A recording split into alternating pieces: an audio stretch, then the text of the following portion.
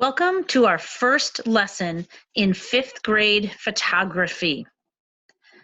One of the most important lessons when taking a picture is called the rule of thirds. So here's how it works. When you put a grid on your screen of your camera in either your iPad or on a camera, you'll see it'll look like this down here. There'll be these 9 little neat boxes. But that's not what's important. Where these lines intersect here at these dots are the most important parts of taking a photograph. You want whatever you're taking a picture of to be in these lines here, here, or here. It's not important to put something in the middle of your photograph. These 4 magic spots are called power points. So once you have set your grid on your iPad camera screen, you're ready to start using the rule of thirds.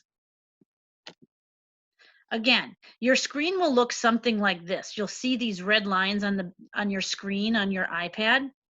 And most people, when they take a picture, try to put whatever they're taking a picture of right smack dab here in the middle.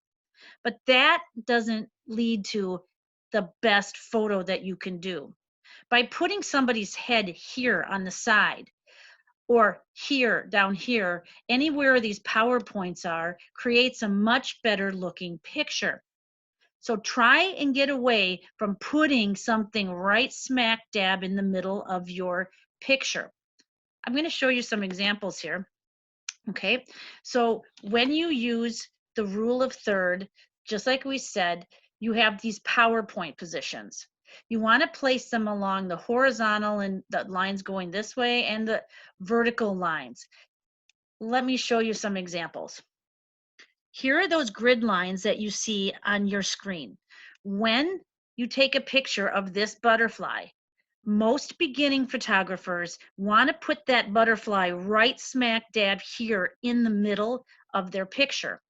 But what really makes a good picture is that you take it so that that butterfly is lined up right here on this line so that it's just a more attractive photograph.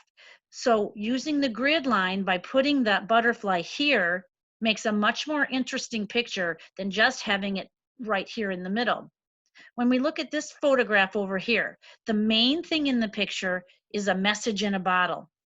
So when they took this photograph, they didn't line up that bottle right in the middle here. Instead, they placed the bottle off to the side along one of these PowerPoint lines. Now they could have put it also over here on this one too, but using these lines make a much more interesting photograph.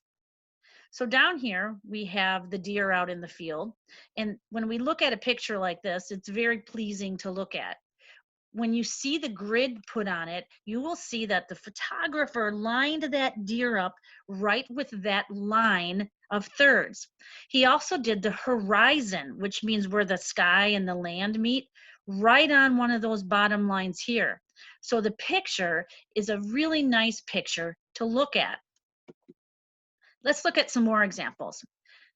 When this photographer took a picture of the person standing on the rocks, they did not put that person in the middle of their screen.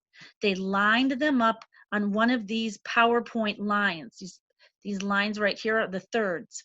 Same with this little boy. He is not in the middle of the picture. He is lined up over here on this area of the picture to make it more interesting. Same with this cute dog down here. They didn't put him right in the middle of the picture. He's lined up on this rule of thirds line, a PowerPoint line it's called. A few more examples. Most people are tempted to put that hawk right in the middle of their picture, but by lining it up on one of these lines here, it makes the picture a better photograph. Same with this little baby here. They lined up the baby right here on the side, and it leaves you room to see where that baby's looking over here. It's nicely lined up on that rule of thirds line. Okay. Here are some of my photographs that I'm going to share with you because I use the rule of thirds all the time. Now notice if the grid lines were on here, that the horizon line right here where my mouse is moving across would be on one of those bottom lines. The tops of the mountains are also on one of those lines that would go across. When I took a picture of the barn, I did not put the barn in the middle of the photograph. Instead, I lined it up with the line that would go right through this area. So I used the rule of thirds in 3 ways: with the horizon line, with the top of the mountains here, and with lining up the barn on this line. Let's see another example. When I took this picture of the bighorn sheep in the Badlands, notice that the horizon is on this lower line in the rule of thirds. I didn't take the picture of the sheep and put them right in the middle.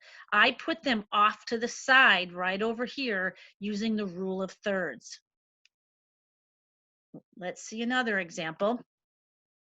Another picture from Rocky Mountain National Park.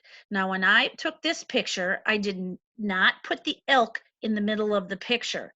It makes a better photograph when you use the rule of thirds and you line up what you're taking so that it's in one of those areas that are called the PowerPoint areas.